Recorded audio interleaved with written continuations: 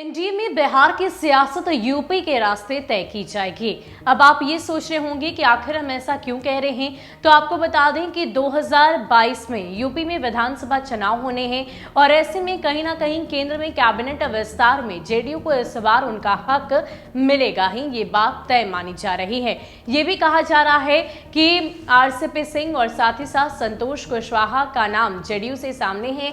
ऐसे में अगर केंद्र में कैबिनेट विस्तार होता है, ये दोनों नेता वहां पर शामिल होते हैं, तो कहीं ना कहीं यूपी चुनाव में अपने टारगेट वोटर को साधने में बीजेपी पूरी तरीके से कामयाब होगी और अपने यूपी विधानसभा चुनाव की वैतरणी जेडीयू के सहारे पार कर जाएगी। क्या है पूरी जानकारी, आपको बताते हैं। इस बार मंत्रिमंडल विस्तार में जेडीयू के समीकरण को बीजेपी दरअसल यूपी चुनाव में बनाने की तैयारी कर रही है। जिस समीकरण को लेकर नीतीश कुमार हाल में अपनी राजनीति को दिशा दे रहे हैं, उसी समीकरण के रास्ते बीजेपी भी चुनाव की वैतरणी पार करना चाह रही है। चर्चा है कि इस बार केंद्रीय मंत्रिमंडल में जेडीयू शामिल होगी तो वो अपने लव कुश कार्ड को बीजेपी मजबूत करेगी।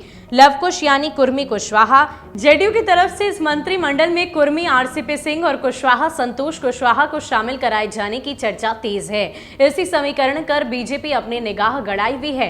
हाल के दिनों में कोरोना की वजह से बीजेपी को लेकर लोगों के मन में कुछ नकारात्मक माहौल बना है। ऐसे में बीजेपी इसे इतनी जल्दी ठीक तो नहीं कर सकती, लेकिन उसका ऑप्शन तैयार करने में जुट गई है। यूपी बिहार में कहा जाता है कि वोट पर जातिगत समीकरणों का बहुत असर पड़ता है।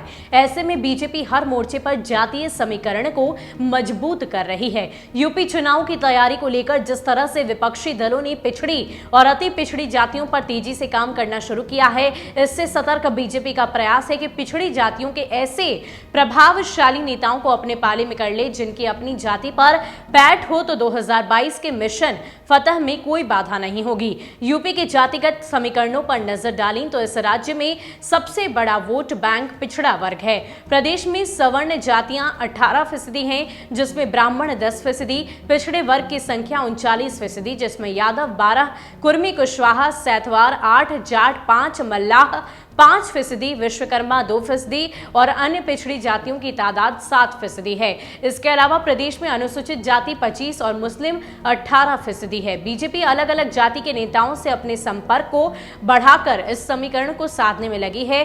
कुर्मी कुशवाहा सैतवार मिलाकर 8% वोट है, जिस पर बीजेपी अपनी पैनी निगाह रखेगी। पूर्वांचल और सेंट्रल यूपी की करीब 32 विधानसभा सीटें और 8 लोकसभा सीटें ऐसी हैं जिन पर कुर्मी, पटेल, वर्मा, कटियार मतदाता चुनाव में निर्णायक भूमिका निभाते हैं। पूर्वांचल के कम से कम 16 जिलों में कहीं 8 तो कहीं 12% तक कुर्मी वोटर राजनीतिक समीकरण बदलने की हैसियत रखते हैं। यूपी में रामस्वरूप वर्मा और सोनीलाल पटेल के बाद और इनके नहीं रहने पर देश में कुर्मी के बड़े नेता के तौर पर नीतीश कुमार ही हैं। नीतीश कुमार का एनडीए में होना बीजेपी के लिए सोने पे सुहागा है। बीजेपी किसी भी हालात में नहीं चाहेगी कि नीतीश कुमार से उनका संबंध खराब हो, बल्कि और ज्यादा मधुर हो। 2019 में केंद्रीय मंत्रिमंडल में अनुपातिक मांग को लेकर बिदके नीतीश कुमार को बीजेपी संख्या के आधार पर ही केंद्र में जगह देने को तैयार है। यदि बीजेपी ऐसा नहीं करती तो जेडीयू की तरफ से इस बात पर चर्चा भी नहीं होती। उधर यूपी में भी अपना दल की अनुप्रिया पटेल को बीजेपी अपने पक्ष में रख रही है। हालांकि अनुप्रिया पटेल केंद्र में मंत्री भी है।